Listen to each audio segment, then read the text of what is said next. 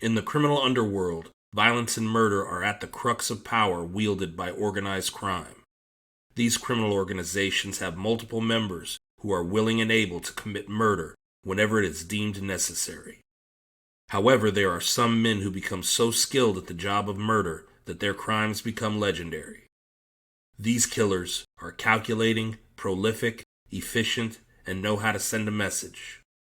These killers are organized crime's top hitmen. Number 19. John Martorano. John James Vincent Martorano was born on December 13, 1940, at Cambridge City Hospital in Somerville, Massachusetts. He is the older brother of James Jimmy Martorano by 11 months. His father, Angelo Andy Martorano, was an immigrant from Riesi, Sicily, and with his family, he immigrated to East Boston around 1915. His mother, Elizabeth Mary Bess Hunt, was of Irish descent and was born and raised in Somerville, Massachusetts. John Martorano was an unlikely gangster. His family was of middle-class means due to his father's profitable business ventures. Martorano served as an altar boy and went to parochial and prep school, where he would struggle to get good grades. He even went to summer camp with his brother in the Brookshires. His father bought him his own 1949 Plymouth sedan, and the family generally never lacked for money. After leaving prep school, he would attend Milton High School, where he would become a three-sport letterman in football, basketball, and baseball.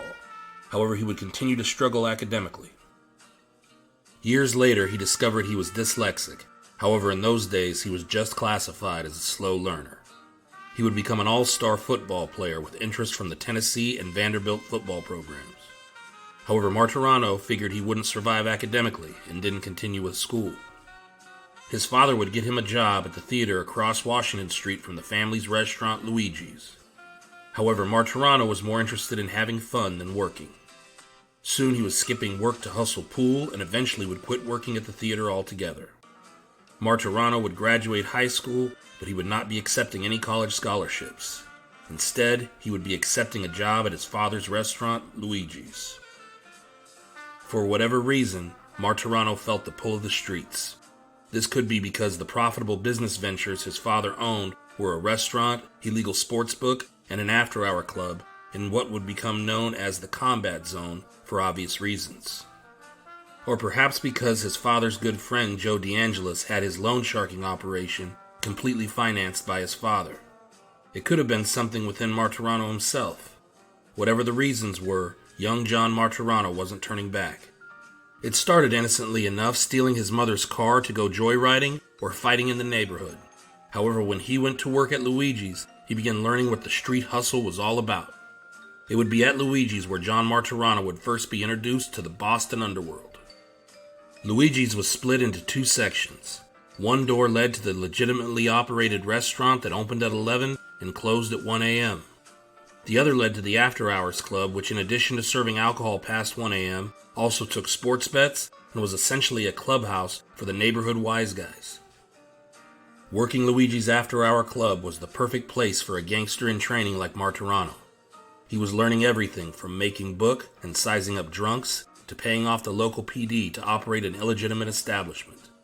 Every Friday, the bagman from Boston Police District 4 would collect a payoff for the captains and lieutenants. The uniforms would receive only one payoff at Christmas. Martorano, much to the chagrin of his father, was still fighting and drinking and began running with a rough crowd, which also happened to be his father's clientele at Luigi's. In an effort to straighten out his son, Andy Martorano introduced Johnny to an old friend of his named John Guglielmo, who for years was New England family boss Raymond Patriarca's man in Havana, Cuba. Young Johnny, however, was now carrying a gun and playing the role of a gangster to the hilt. Guglielmo and the senior Martorano repeatedly tried to impress upon Johnny to quit fighting and acting like a gangster, assuring him that if he cleaned up his act, good things would come his way. However, in 1960, John Martorano would be arrested for possession of an unregistered firearm. Martorano would go on the lam after his first court appearance. He would drive down to his uncle's house in Florida. There he would spend 6 months and would even spend time in Havana, Cuba, shortly before Fidel Castro's takeover.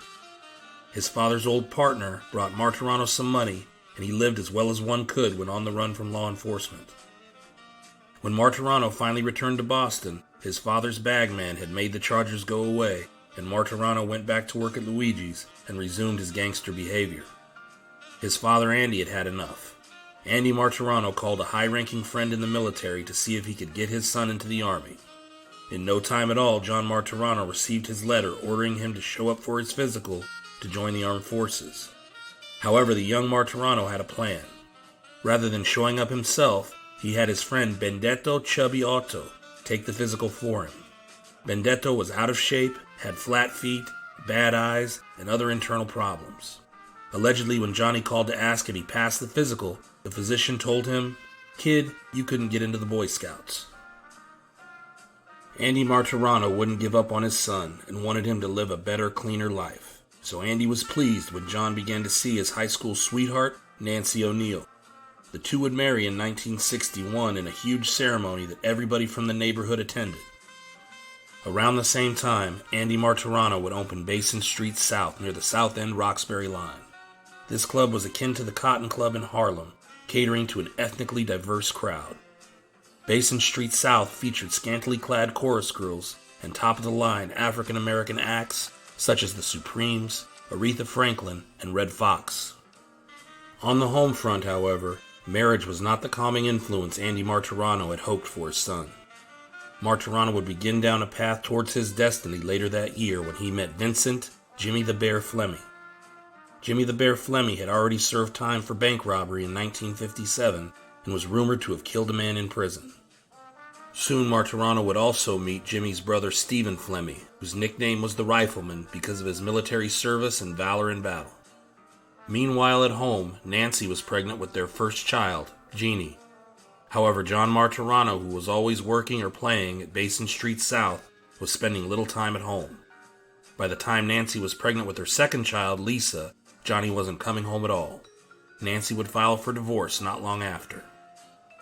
During the 1960s, gang wars left bodies in the streets and blood running in the gutters. Guys like Buddy McLean and the Fleming brothers, the McLaughlin brothers, the New England Mafia, and their main enforcer, Joe the Animal Barbosa, and many others, battled for lucrative rackets in Boston. During this time, Johnny was splitting time between Luigi's and Basin Street South. He was also handling stolen goods now, along with his other rackets. Martorano's good friend Jimmy the Bear, who killed 2 men after being released, introduced Martorano to one of the city's top boosters, and Martorano was now moving those goods. One night, the cops, acting on a tip about stolen furs, searched Luigi's, only to find the dead body of 30-year-old divorcee Margie Sylvester instead rolled in a rug. Johnny hadn't been at Luigi's, but his brother Jimmy Martorano had a problem. Jimmy Martorano had replaced the rug the day after the murder. He swore to his brother that he had nothing to do with it. Johnny began his own investigation, which led to the perpetrator, Vincent Jimmy the Bear Fleming. Jimmy Martorano would be convicted as an accessory after the fact, but the investigation for the murder would drag on with nobody charged. The only other immediate consequence other than Jimmy Martorano's conviction would be the loss of Luigi's liquor license. Life went on for Johnny. Though he wasn't involved, he was rooting for Buddy McLean and the Fleming brothers to win their fight against the Charlestown mob led by the McLaughlin brothers.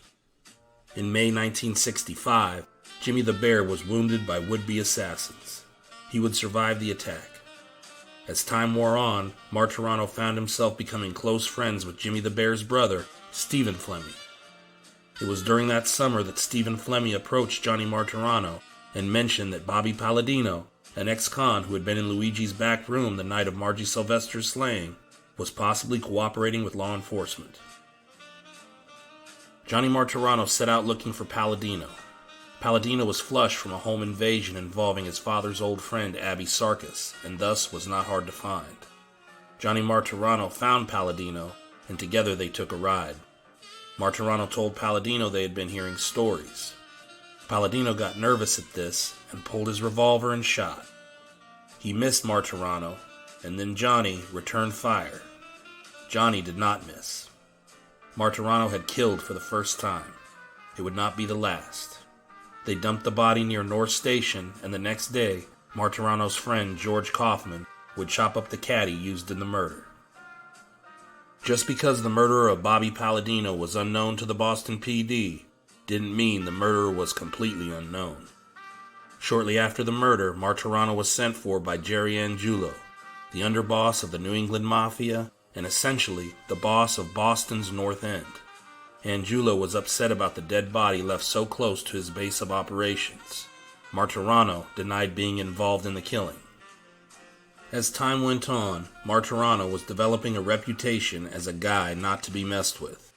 It was buoyed by his close relationship with two of the city's most feared killers, in Joe the Animal Barboza and Vincent Jimmy the Bear Flemmi. Meanwhile, the Winter Hill Somerville crew led by Buddy McLean and the Flemmi brothers were winning the war with the McLaughlins and their Charlestown outfit. The Charlestown outfit was not a diversified criminal organization. The gang war had most organizations in Boston doing their own hits, which dried up their murder-for-hire racket. They likewise couldn't collect on their loan sharking debts because barrooms and docks where they were known were staked out by the Winter Hill hit squads. They had no friends among the longshoremen due to many of them being in debt with the McLaughlins, and the death of a shark oftentimes erases a debt. To solve the money problem, the McLaughlins began robbing bookies under the protection of the New England crime family and underboss Jerry Angiulo. They also began committing home invasions. This course of action multiplied their enemies. The Somersville crew caught, tortured, and murdered two of the McLaughlins. With George McLaughlin on the lam, the crew was being led by 48-year-old Punchy McLaughlin. Punchy would be set up by his friend Earl Smith, and dressed as a Hasidic Jew, Stephen Flemmi and Cadillac Frank Salemi would shoot Punchy, shattering his jaw, but were unable to finish the job. They would catch Punchy again, wounding him badly enough that his hand needed to be amputated. However, Punchy would survive. Allegedly, FBI agent Paul Rico would provide Flemmi and Salemi with the address of Punchy's girlfriend. After sitting on her place, the two would catch Punchy, boarding a bus, where they would finally end Punchy McLaughlin's life. However, the Hughes brothers, Steve and Connie, still lived, so the war wasn't over. It would be Steve Hughes who would get revenge as he ambushed Winter Hill Chief Buddy McLean, killing him with a shot to the head. Following his divorce from Nancy, Martorano would meet a new woman named Barbara. Soon she would be pregnant with his first son, John Jr. Vincent Jimmy the Bear Flemmi was caught and sent to prison, and though nobody would know it at the time, Stephen the Rifleman Flemmi would become a top echelon informant. Johnny Martorano was still working at Basin Street South and fencing stolen goods during this time. Howie Winter was now the head of the Winter Hill Somerville crew, and the war was about to end when the last two major players in the Charlestown mob, Steve and Connie Hughes, were taken off the board. Both Hughes brothers would be shot and killed in separate incidents in 1966. Martorano would commit his second murder that year when John Jackson, a potential witness to the Margie Sylvester murder, returned to the area. Martorano shot and killed Jackson in 1966, successfully ending the potential threat. In the following years, Joe Barbosa would finally be arrested and would turn state's evidence and testify against the New England Mafia. However, jurors found him unreliable, and many, including Jerry Angiulo, were found not guilty. However, boss Raymond Patriarca was convicted and served 5 years. Meanwhile, Stephen Flemmi was consolidating his power by murdering the Bennett brothers and taking over many of their lucrative rackets, though he could not find Wimpy Bennett's loan sharking book worth hundreds of thousands of dollars. One night, Flemmi would be assaulted at Basin Street South, which was considered Martorano's club, though the actual ownership had changed hands from the Martoranos to the La Matina family. Flemmi told Martorano he had been assaulted by two black men, one named Smith, and that Johnny should take care of the situation. Johnny knew Smith, or Smitty as he was known, but not well. So Martorano tracked Smith down at the bar. Smitty told Martorano that Flemmi was out of line. What Smitty omitted and should have said was that he was following orders from Rocco LaMattina, who ran Basin Street South at the time. Martorano found out later that Flemmi had been shylocking to Rocco's son. Rocco, a mobster and a Shylock himself, was upset about it when Flemmy came looking for the $300 vig owed by his son. At the time, however, Martorano didn't know this, and Smitty was being glib and acting like it wasn't a big deal that he severely beat a friend of Martorano's. Martorano would state years later, "He didn't give me any respect. If he would have apologized, it would have been a whole different ballgame." After that, Martorano decided to kill Smitty. He would set up to meet Smitty later on and go to an after-hours card game. Johnny drove to a friend's, grabbed a .38 caliber revolver. He then left to meet Smitty. It was snowing heavily as Martorano approached Smitty's car. As he approached, he noticed 3 people in the car. It didn't matter. In a matter of seconds, all 3 were dead. He found out later that along with Smitty, he had killed a teenager, Douglas Barrett, and Liz Dixon, a woman. It would be the only time Martorano would kill a minor or a woman. Murder was becoming easier for Martorano. On March 19, 1969, Martorano would murder Ronald Hicks as a favor to the wife of one of the Campbell brothers. Hicks was set to testify in their trial. The state took the Campbell brothers to trial anyway, and all 3 were acquitted by an all-white jury. Afterwards, the brothers came by to thank Martorano, a guy whom they barely knew. Martorano said, questioning, "Thank me for what? I didn't do anything." "We just wanted to thank you anyway," the brothers told him. The Campbells later told Martorano they were interested in taking over the Roxbury, which by this time was a predominantly African-American neighborhood. They wanted to control the drug traffic, along with the other rackets in the area. The Campbells soon discovered that some of the independents were difficult to get rid of, so they decided to call on their friend, John Martorano. Martorano, with a burlap sack covering most of his face, laid back as they drove by Black Sam, the proprietor of a local joint who was not playing ball with the Campbells. Black Sam was out next to his car with a number of other people holding court. As they drove by, Martorano popped up and hit Black Sam in the shoulder. There was no time to finish him off, and the car fled. The attempted murder of Black Sam never made the papers. However, Martorano's relationship with the Campbells was cemented from then on. On September 24, 1969, while on a date, Martorano would be jumped while leaving the bar. Martorano was able to disarm the assailant and stab him with his own knife, killing him. The man was Jack Touch Bano, a local pimp who was already in trouble with the Campbell brothers over a dope beef. This continued to cement Martorano's reputation as a stone-cold killer. Meanwhile, Stephen Flemmy and Frank Saleme were plotting to take over the South End in Boston. Donald Kylene was in control of Southie, a large, primarily Irish neighborhood in South Boston. He had been the boss for years, but his control was getting shaky. Young Southie guys were coming back from Vietnam, and after combat in the demilitarized zone, the Kylenes didn't seem so tough.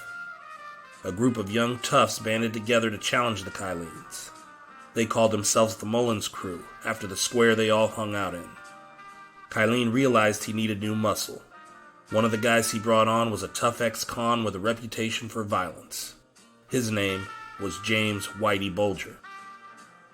Stephen Flemmy and Frank Saleme figured there would be another gang war in Southie, and it would be best to let them fight it out so afterward the 2 of them could step in, pick up the pieces, and take over. However, Flemmy's FBI handler, Agent Paul Rico, warned Flemmy that he and Saleme could possibly be indicted for the Bennett murders, as well as the car bombing of Joe Barbosa's lawyer, John Fitzgerald. Flemmy and Saleme would skip town. As the 60s turned into the 70s, Basin Street South shut down, and a new hotspot called the Sugar Shack was where Martorano was spending his spare time. Martorano found himself hanging more and more with the Winter Hill Somerville crew. Martorano especially liked the new leader of the crew, Howie Winter. Winter, an ex-Marine born in 1929, owned several parcels of land on Winter Hill. Martorano's brother Jimmy, who had an interest in real estate and was fresh out of prison, also got along well with Winter. It wasn't long until Martorano became a regular in Somerville. Meanwhile in Southie, Donald Kylene was not expecting the trouble he was about to have from the young upstart Mullins gang. For their part, the Mullins gang saw Kylene's gang as a bunch of aging, toothless tigers. Kylene was over 50 and had moved to the suburbs.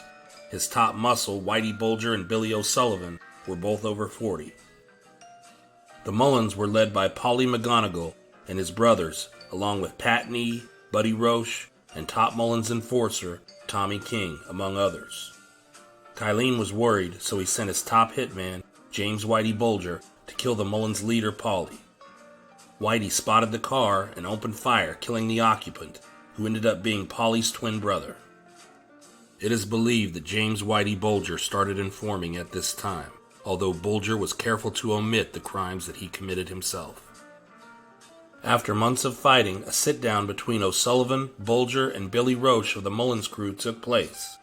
During the meeting, an argument ensued, and O'Sullivan and Bulger shot Roche, seriously wounding him. Bulger, who had political connections as well as his FBI connections, was never charged. A month later, Billy O'Sullivan would be killed by the Mullins crew. Things were looking bad for Donald Kylene and James Bulger. The Mullins were hungry, and Bulger knew he needed to make a move, so he decided to call on an old friend of Billy O'Sullivan for help. The old friend was John Martorano. Martorano introduced Whitey to Howie Winter. A plan to set up Donald Kylene was agreed upon between the Mullins, Winter Hill, and Bulger. On May 13, 1972, Donald Kylene would be shot and killed in his car not far from his home. During this time, Martorano was barely making ends meet. He had 2 daughters and 2 sons after his 4th child, Vincent, was born by 3 different women. One of the women, Vincent's mother, Victoria, was Martorano's new wife, and none of the mothers of his children had worked. Needless to say, Martorano needed a large income to stay afloat. Fencing stolen merchandise from his home base at Duffy's Tavern was bringing in lots of money, but Martorano felt he was falling behind. That's when Howie Winter and Martorano opened Chandler's, a high-end night spot in South Boston. The club was a hit, and Martorano's prospects began to improve. Bulger, who was now on top of the rackets in Southie, met with the Winter Hill leader Howie Winter and Martorano. The idea was to join forces and start a protection racket in South Boston, forcing all books to pay protection money just like the New England Mafia had done in the north and the east of the city. It would eventually be a 5-man team which would include Winter, Bulger, Martorano, Joe McDonald, who was a World War II vet and a stone-cold killer, and Jimmy Sims, a brilliant wheelman and top truck hijacker in Boston. All members kept their own rackets. Bulger kept his bars in Southie, Winter and the Somerville Boys kept the horse racing and numbers racket, Sims and McDonald kept their truck hijacking and robbery rackets, and Martorano retained his boosters and his bank scam and his deals with the Campbell brothers. The new sportsbook protection racket would then be split between the 5, with each using their own muscle and resources to help one another in any case of need. This arrangement worked like a charm, and the Southie Winter Hill Alliance was born. The alliance would even begin to help the Mafia up north and Patriarcha family underboss Jerry Angiulo. A 2-bit hustler named Indian Al had murdered a bookie under the protection of Angiulo and the Mafia. The bookie was also a friend of Martorano. His name was Paulie Foligno. Once again, it was Martorano who handled the work. Sal Sperlinga, an associate of Winter Hill, set up a meeting for Indian Al with Martorano and Howie Winter. On the car ride to the meet, Martorano put 2 in Indian Al's head, fulfilling the contract. Winter and Martorano were given $25,000 by Angiulo for expenses. In May 1974, Stephen Flemmi returned from being on the lam to Winter Hill. Flemmi's FBI protection had him in the clear. Cadillac Frank Salemi, however, was collared by a young FBI agent named John Connolly. Salemi would receive 30 years for the Fitzgerald bombing, taking him off the board. Bulger, who didn't like splitting his end with the Mullins crew, decided to take their leader, Paulie McGonigal, off the board as well. With the help of Tommy King, McGonigal was murdered. They would bury McGonigal on Tinian Beach, and his body would not be recovered until the year 2000.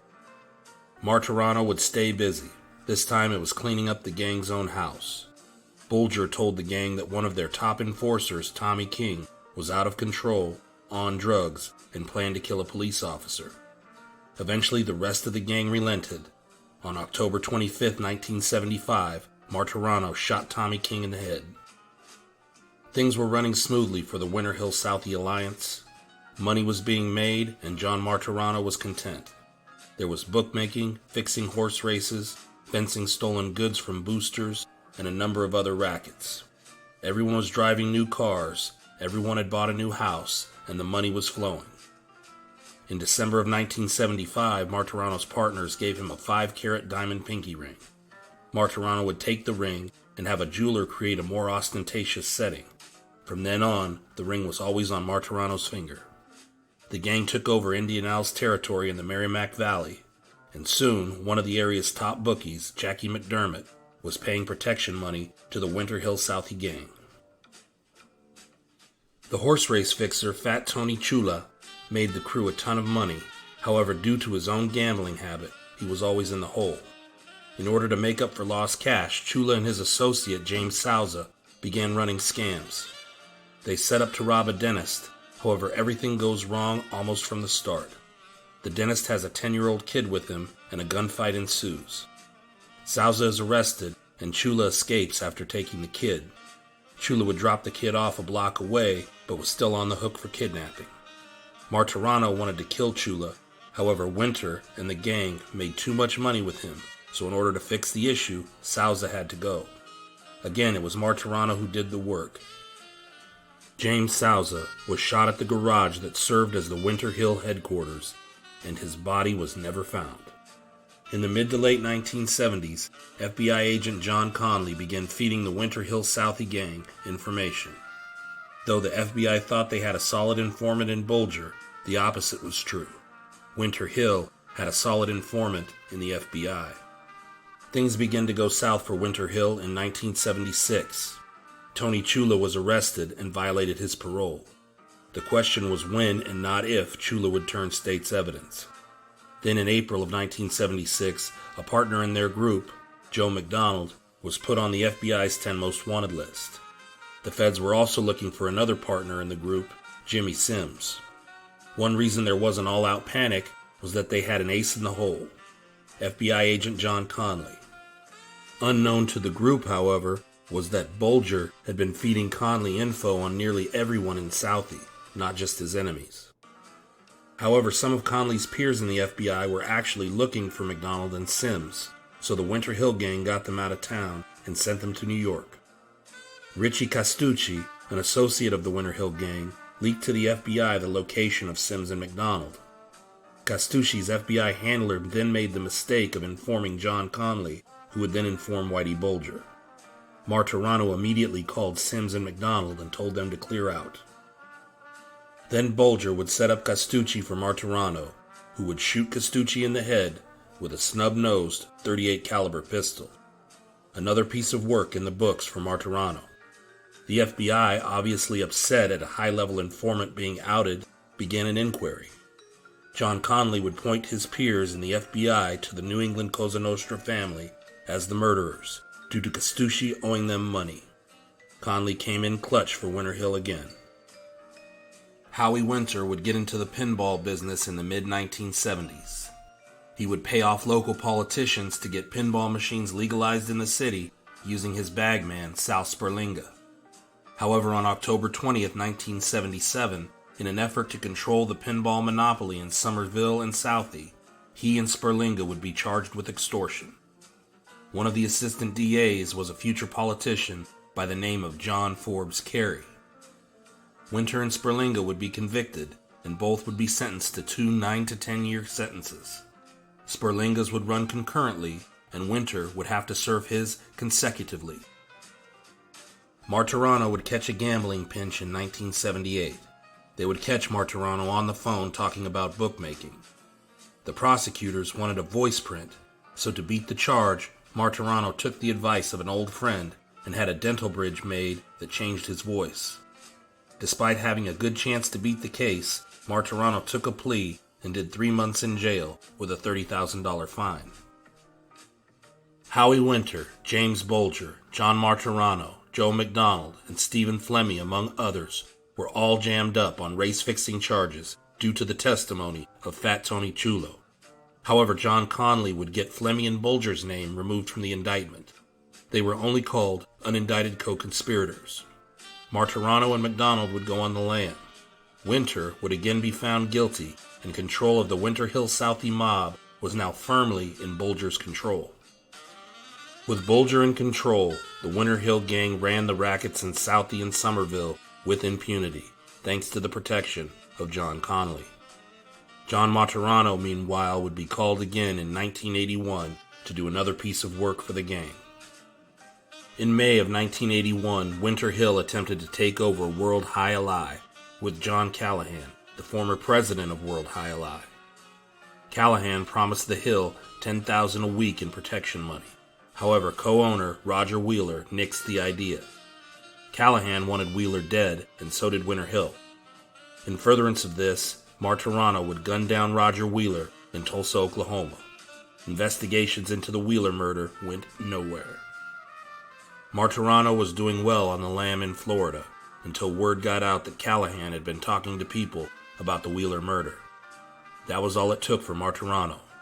Callahan was shot and killed in July of 1982. It would be Martorano's final hit.